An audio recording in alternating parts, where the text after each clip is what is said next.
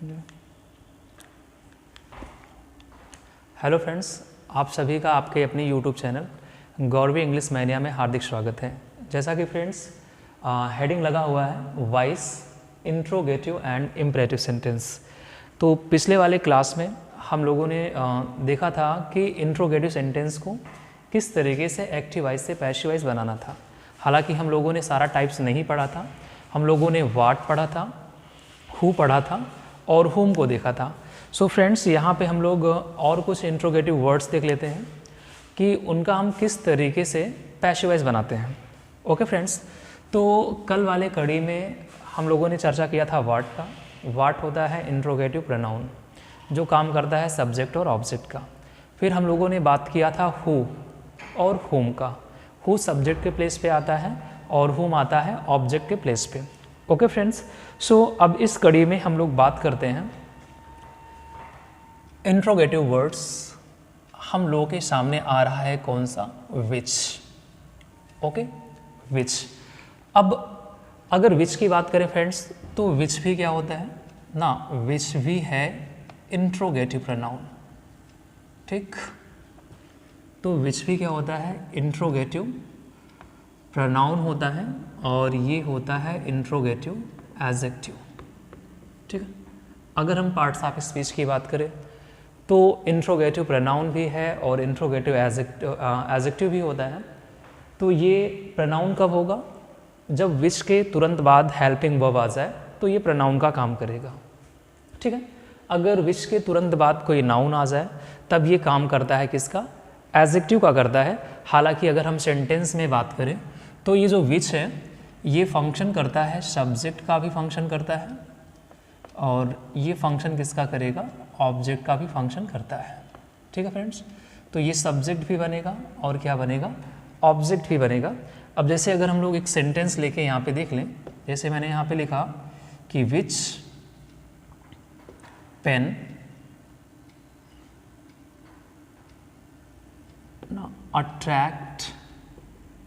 Attracted you. Okay dear, तो sentence लिखा गया विच पेन अट्रैक्टेड यू। अब अगर यहाँ पे हम लोग बात करें अट्रैक्टेड की ना, तो अट्रैक्टेड है क्या? कहेंगे वर्ब का सेकेंड फॉर्म। अट्रैक्टेड वर्ब का सेकेंड फॉर्म। अब वर्ब के बाद अगर कोई या नाउन या प्रोनाउन आ रहा है, this is the rule of pronoun after verb and preposition the noun and pronoun should be in objective case. तो यहाँ पे फ्रेंड्स अट्रैक्टेड क्या है? वर्ब का सेकेंड फॉर्म। सो यू यहाँ पे काम किसका कर रहा है? ऑब्जेक्ट का। यहाँ पे अगर हम लोग विच की बात करें तो विच है क्या? इंट्रोगेटिव एडजेक्टिव, बिकॉज यहाँ पे देखेंगे पेन ना, पेन क्या है? नाउन जो कि विच के बाद आया है। तो विच पेन हो गया क्या? विच यहाँ पे इंट्रोगेटिव एडजेक्टिव। अगर हम लोग विच पेन की बात करें तो ये हो जाएगा इस सेंटेंस का सब्जेक्ट। ठीक है, और वैसे भी हमें पैसिव वॉइस बनाने के लिए केवल 3 ही टर्म्स की ज़रूरत पड़ती है, सब्जेक्ट, वर्ब, ऑब्जेक्ट। अब फ्रेंड्स, जैसा कि हम लोगों ने ना हु को चेंज किया था, हु अगर सब्जेक्ट होता था तो उसको हम लोग बाय हुम में चेंज करते थे। ठीक इसी तरीके से अगर हम लोग इसका पैसिव वॉइस बनाएं तो क्या लिखा गया ना, विच पेन अट्रैक्टेड यू। तो लिखेंगे क्या हम लोग? इसको लिखना है बाय विच पेन। ठीक है, क्या लिखा गया? बाय विच पेन ना। हमने क्या किया? सब्जेक्ट को बना दिया ऑब्जेक्ट और उसके पहले लगा दिया बाय विच पेन। अब ये देखेंगे एक्टिव ऑब्जेक्ट पैसिव सब्जेक्ट बनता है, तो यू को यहाँ पे लाएंगे तो यू हो गया। अब आपको पता है कि ये टेंस कौन सा है? Past indefinite. तो पास्ट इंडेफिनिट का पैसिव वॉइस बनाने के लिए हम लोग वाज या वेयर का यूज़ करेंगे। तो बाय विच पेन यहाँ पे हो जाएगा क्या? Were. By which pen were you attracted, क्या हो जाएगा? अट्रैक्टेड। ठीक है, by which pen were you attracted. तो फ्रेंड्स यहाँ पे विच क्या है? विच यहाँ पे सब्जेक्ट का काम कर रहा था विच पेन के साथ।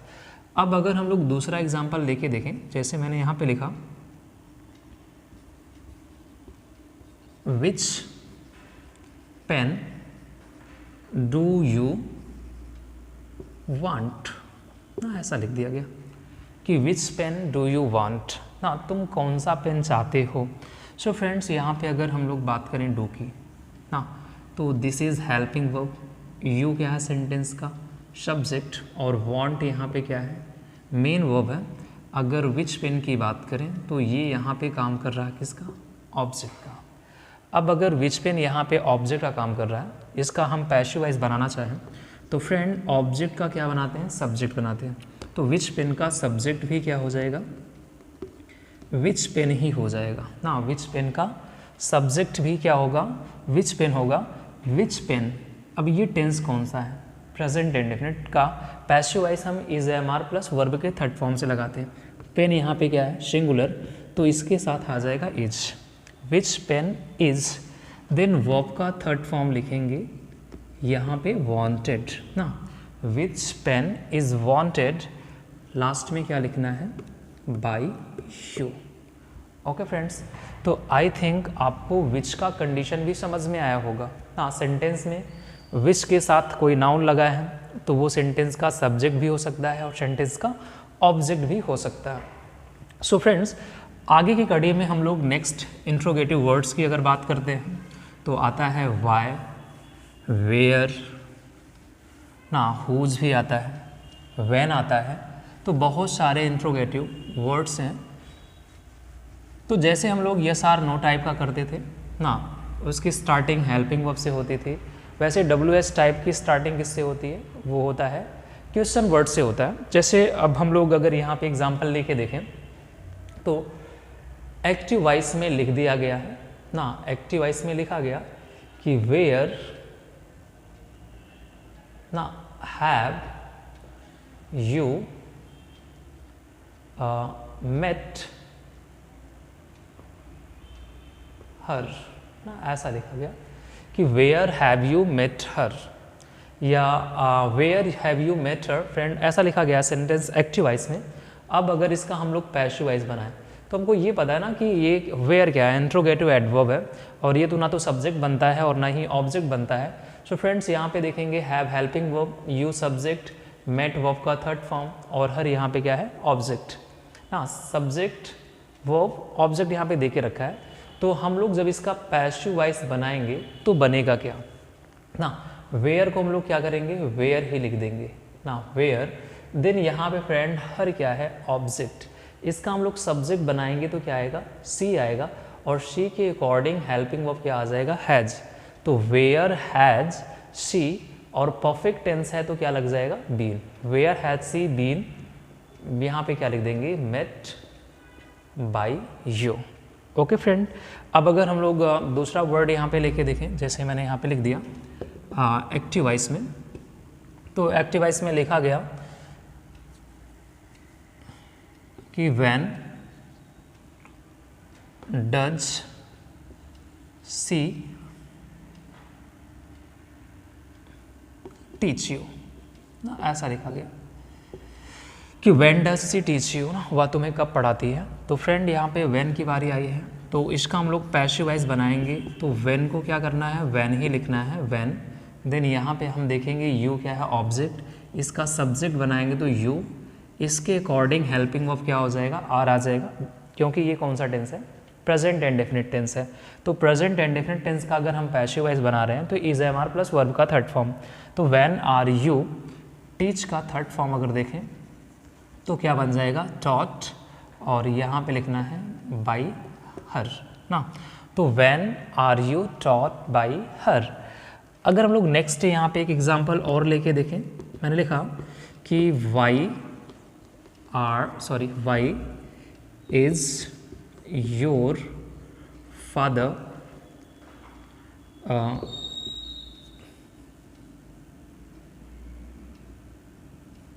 abusing your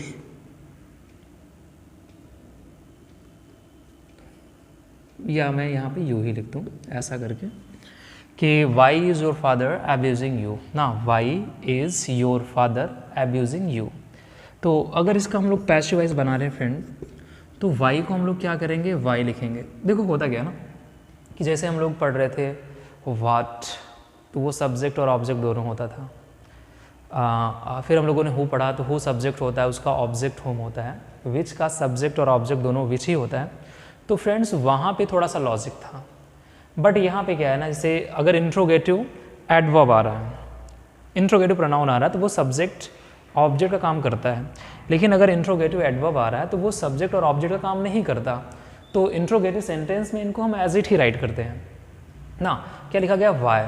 अब यहाँ पे देखेंगे सेंटेंस का ऑब्जेक्ट क्या है, यू ना, तो यू का सब्जेक्ट क्या होता है, यू। अब इसके अकॉर्डिंग लाना है क्या, हेल्पिंग वर्ब, और हेल्पिंग वर्ब किसके अकॉर्डिंग आएगा, टेंस के अकॉर्डिंग आएगा।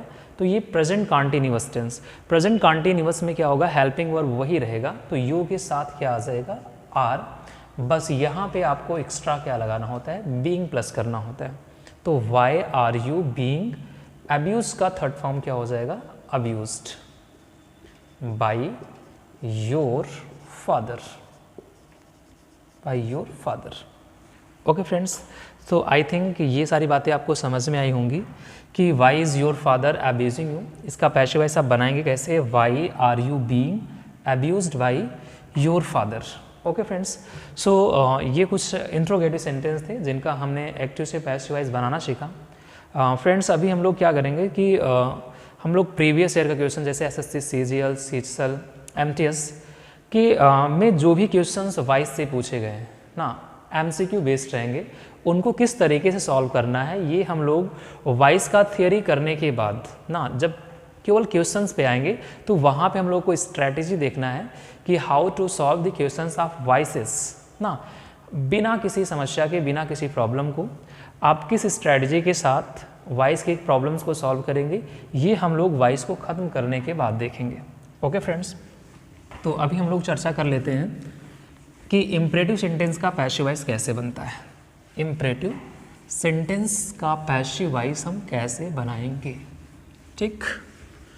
सो सबसे पहले हम लोग को जानना होगा कि ये इम्परेटिव सेंटेंस है क्या। Imperative sentence,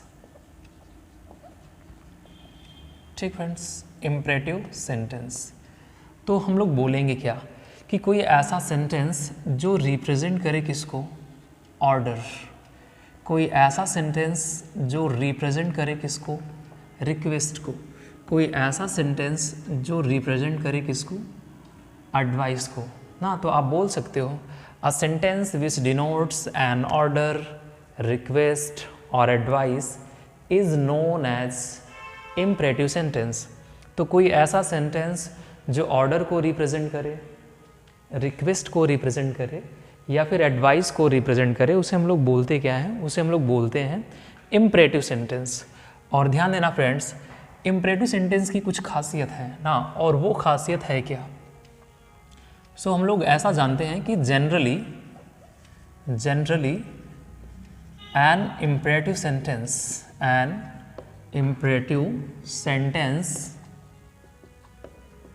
begins with verb। Okay friends, generally imperative sentence की स्टार्टिंग किससे होती है, वर्ब से होती है।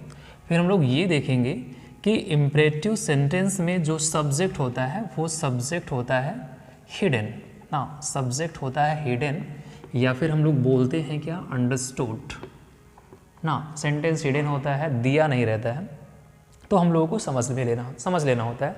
अब फ्रेंड्स इसका हम लोग पैसिव वॉइस कैसे बनाएंगे। अब पैसिव वॉइस बनाने के लिए एक कॉन्सेप्ट ये समझना कि अगर एक्टिव वॉइस में आपको दिख जाए क्या, वर्ब, और वर्ब के साथ दिख जाए क्या, ऑब्जेक्ट, ये रहेगा पैटर्न किसका, एक्टिव सेंटेंस का। एक्टिव सेंटेंस में अगर दिख जाए वर्ब और इस वर्ब के बाद क्या दिखे, ऑब्जेक्ट, तो फ्रेंड जब इसका हम पैसिव वॉइस बनाएंगे तो पैसिव वॉइस बनाने के लिए क्या करना है, सबसे पहले आपको लिखना है क्या, लेट। देखो आपको अभी बिल्कुल ध्यान नहीं देना है कि ये सेंटेंस ऑर्डर को रिप्रेजेंट कर रहा है, रिक्वेस्ट को रिप्रेजेंट कर रहा है या एडवाइस को रिप्रेजेंट कर रहा है। अगर वर्ब के बाद ऑब्जेक्ट है तो पैसिव वॉइस में लेट लगाएंगे, क्योंकि लेट का यूज़ हम करते हैं रिक्वेस्ट करने के लिए, विश को रिप्रेजेंट करने के लिए, ऑर्डर देने के लिए भी करते हैं। तो क्या लिखना है, लेट प्लस यहाँ पे क्या लिखना है, ऑब्जेक्ट। लेट के बाद क्या रहेगा, object plus B plus verb का थर्ड फॉर्म। ओके फ्रेंड्स, तो ध्यान देना क्या लिखना है, let object B plus verb का थर्ड फॉर्म। और ये भी आपको ध्यान देना है, लेट के बाद जो भी नाउन या प्रोनाउन आता है वो हमेशा रहता है कौन से केस में, ऑब्जेक्टिव केस में। एग्जाम्पल अगर हम लोग देखें, जैसे मैंने यहाँ पे लिख दिया कि ओपन दी विंडो, ठीक फ्रेंड, ये सेंटेंस बोला जा रहा है ना, open the window. It doesn't matter ना वेदर दिस इज रिक्वेस्ट और एडवाइस और एन ऑर्डर, कोई मैटर नहीं करता कि ये रिक्वेस्ट है, ऑर्डर है या एडवाइस है। यू हैव ओपन यानी कि वर्ब, वर्ब के बाद क्या आ गया, ऑब्जेक्ट ना, ओपन क्या है वर्ब और द विंडो क्या है, ऑब्जेक्ट। तो जब इसका हम लोग पैसिव वॉइस बनाएंगे ना, क्या बनाएंगे, पैसिव वॉइस। तो पैसिव वॉइस बनाने के लिए first of all you have to write down what, let. आप क्या लिखेंगे, लेट लिखेंगे। लेट के बाद क्या लिखना है, ऑब्जेक्ट, और ऑब्जेक्ट यहाँ पे क्या है, द विंडो। तो क्या लिख देंगे, लेट द विंडो।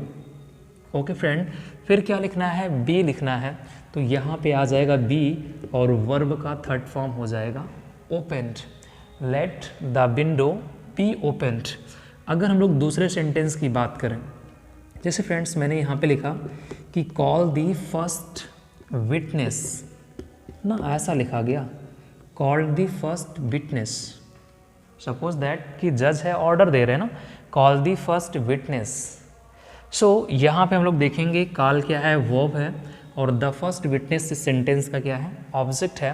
तो पैसिव वॉइस बनाएंगे तो क्या लिखेंगे, लेट दी फर्स्ट विटनेस ना, लेट दी फर्स्ट विटनेस, और यहाँ पे क्या लिख देना है, be called. Okay dear, let the first witness be called. जैसे मैंने यहाँ पे लिखा don't ask any question. Okay friend, ये लिख दिया गया कि डोंट आस्क एनी क्वेश्चन, एक भी प्रश्न ना पूछो। सो फ्रेंड्स ये नेगेटिव इम्परेटिव है ना। अब नेगेटिव इम्परेटिव में अगर हम लोग देखें तो यहाँ पे आस्क क्या है, आस्क यहाँ पे वर्ब है और एनी क्वेश्चन यहाँ पे क्या है, ऑब्जेक्ट है। तो इसका अगर हम लोग पैसिव वॉइस बनाएंगे तो लिखेंगे लेट, फिर क्या लिखना है, any question, let any question, और यहाँ पे फिर क्या लिख देना है, not be asked. Okay friend, तो क्या बन जाएगा, let any question not be asked. I think ये बातें आपको समझ में आई होंगी कि इम्परेटिव सेंटेंस क्या होता है। अगर इम्परेटिव सेंटेंस में वर्ब दिया है और उस वर्ब के बाद ऑब्जेक्ट दे के रखा है तो उसका पैसिव वॉइस हम कैसे बनाएंगे, let plus object plus B plus verb का थर्ड फॉर्म। एग्जाम्पल आपके सामने है। तो इम्परेटिव सेंटेंस के कुछ पैटर्न हम और देख लेते हैं। इसके बाद फ्रेंड्स हम लोग सीधा सीधा क्वेश्चंस को करेंगे MCQ बेस्ड पे, जो आपके एग्जामिनेशन में आए हुए हैं या आने वाले होंगे, ठीक है। ओके फ्रेंड्स,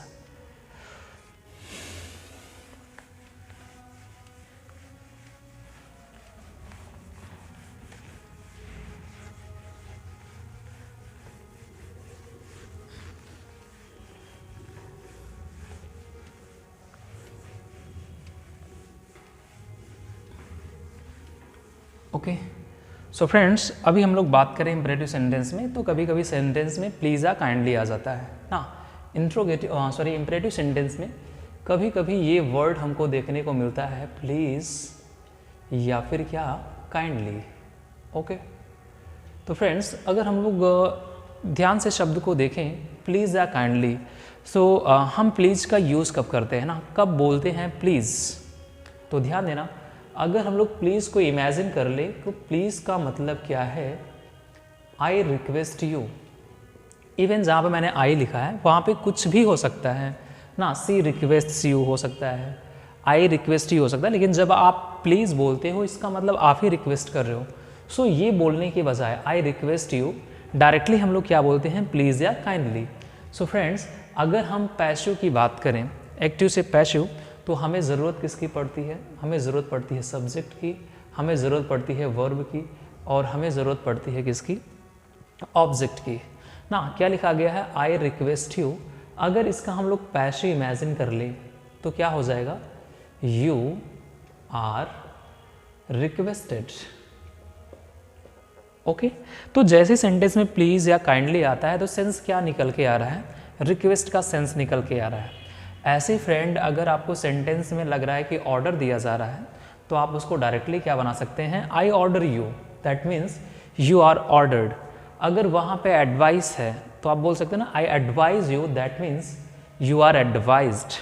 ओके, तो आप सेंटेंस पढ़ेंगे, सेंटेंस का सेंस निकालेंगे और सेंस में अगर रिक्वेस्ट है तो यू आर रिक्वेस्टेड बोलेंगे, अगर ऑर्डर्ड है ऑर्डर है तो आप यू आर ऑर्डर्ड बोलेंगे, अगर वहाँ पे एडवाइस का सेंस निकल रहा है तो आप क्या बोलेंगे, यू आर एडवाइज्ड। जैसे अब अगर मैं यहाँ पे एक सेंटेंस लूँ एक्टिव वॉइस का और इसमें लिखा जा रहा है कि please give me something to eat. ठीक है, ऐसा लिखा गया friend, please give me something to eat. अब अगर इसका हम लोग पैसिव वॉइस बनाएं तो पैसिव वॉइस में क्या होगा, प्लीज़ दिया है ना, तो प्लीज़ आप क्या लिखेंगे यहाँ पे, प्लीज़ का लिख देंगे यू आर रिक्वेस्टेड ना, यू आर रिक्वेस्टेड टू। अब आगे क्या लिख देना है, सब वैसे ही, give me something to eat. Okay friend, क्या बन जाएगा, you are requested to give me something to eat. दूसरा सेंटेंस अगर मैं यहाँ पे लूँ, मैंने लिखा कि काइंडली हेल्प हर ना, ऐसा लिखा गया, काइंडली हेल्प हर। तो अगर आप इसका पैसिव वॉइस बनाएंगे तो क्या लिखना है, you are requested to help her ना, क्या बन जाएगा, you are requested to help her. Okay dear, अगर एक ऐसे सेंटेंस मैंने यहाँ पे ले लिया ना, सिट डाउन ना, क्या लिखा जाए, सिट डाउन ना, बैठ जाओ। अब अगर इस सेंटेंस का पैसिव वॉइस बनाना है तो हमने देखा है कि वर्ब होना चाहिए, वर्ब के बाद ऑब्जेक्ट है, तो ऑब्जेक्ट तो है नहीं यहाँ पे, तो इस सेंटेंस को हम ऐसे इमेजिन कर लेंगे ना कि I order you to sit down, to sit down. तो इसको हमने क्या किया ना, इसको हमने ऐसे इमेजिन कर लिया कि सिट डाउन का मतलब क्या रहा होगा, I order you to sit down. अब अगर हम इसका पैसिव वॉइस बनाएं तो क्या बन जाएगा कि यू आर ना, क्या हो जाएगा, you are ordered to sit down ना, ऐसा लिख दिया गया। जैसे लिख दिया जाए एक सेंटेंस ना, bring a glass of water ना, ऐसा लिख दिया गया, bring a glass of water. So friends, इसको आप पैसिव वॉइस में एक तो आप लेट से बना सकते हैं ना, let a glass of water be brought ना, let a glass of water be brought. But अगर आप इसको ऑर्डर के सेंस में ले रहे हैं तो आप इसको ऐसा भी लिख सकते हैं कि you are ordered to bring a glass of water. Okay friends, तो ये था imperative sentence. I think friends आपको ये कॉन्सेप्ट समझ में आया होगा और ये कॉन्सेप्ट आपके लिए आपके आने वाले एग्ज़ाम में काफ़ी हेल्पफुल होगा। सो फ्रेंड्स, आप वीडियो को पूरा देखिएगा और जो भी आपका फीडबैक रहे ना, प्लीज़ आप उसे कमेंट बॉक्स में ज़रूर दीजिएगा। धन्यवाद।